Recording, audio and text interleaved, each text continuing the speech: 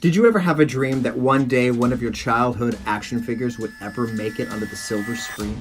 Well, if you were born in the 80s, now your dream is about to come a reality. Let's talk about it.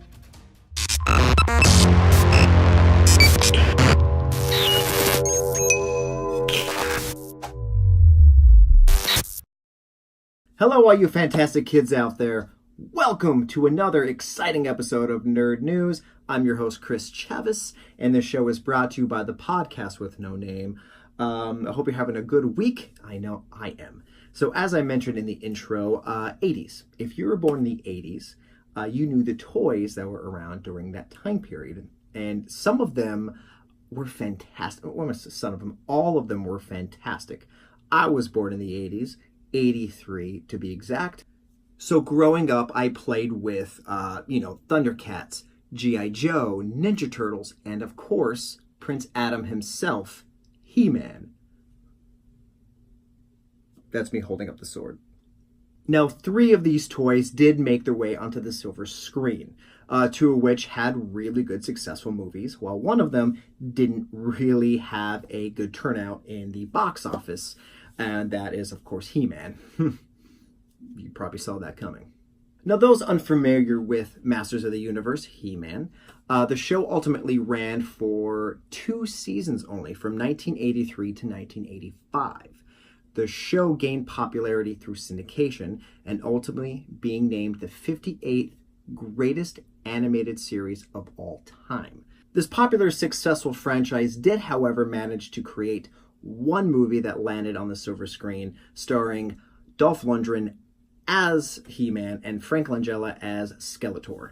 Now, this movie didn't really hold up due to the graphics and the technology that they had at the time, but the movie is definitely due for a reboot. Wink. But alas, He-Man gets a second chance in 2019. There is a reboot in the works, and Prince Adam, aka He-Man, has been cast. The actor who will don the bowl cut and the bulging biceps, well, his name is Noah Catiano. This film will be directed by Aaron Nee and Adam Nee, and it'll be written by Matt Holloway. Now, Matt Holloway wrote Iron Man and the upcoming Men in Black International starring Chris Hemsworth, which is great because the original writer was David S. Goyer. If you don't know who David S. Goyer is, he wrote some pretty good and pretty bad movies. But let's get to Noah himself, the man who is playing Prince Adam. So Noah is best known for his role in To All the Boys I Have Loved. But to me, to be completely honest, the first reaction I had towards Noah, he sounds remarkably like Mark Ruffalo. But I don't usually make out with my friends. You're not Chinese. Yeah. See what I mean? Now, Noah indeed will be a great addition to this movie. He'll, of course, have to bulk up, but that's not too bad. Anyone can bulk up. But what I'm curious about is the other cast of characters that are in this movie. Now, if you're unfamiliar with He-Man's villains, he has a very unique and obscure list of villains. Villains like Trapjaw, Sorceress, Merman, Buzz-Off, She-Ra, Ram-Man, and of course the big baddie himself, Skeletor.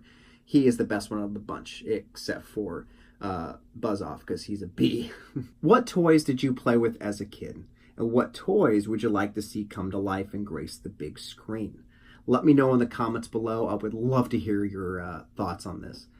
Thank you so much, guys, for listening. And if you enjoy the content, please hit the subscribe button. Share with everybody. I would greatly appreciate it. Hope you have a wonderful weekend. And until next time, guys, remember, if you have a bowl cut and you have big muscles, you, yes, you can be He-Man.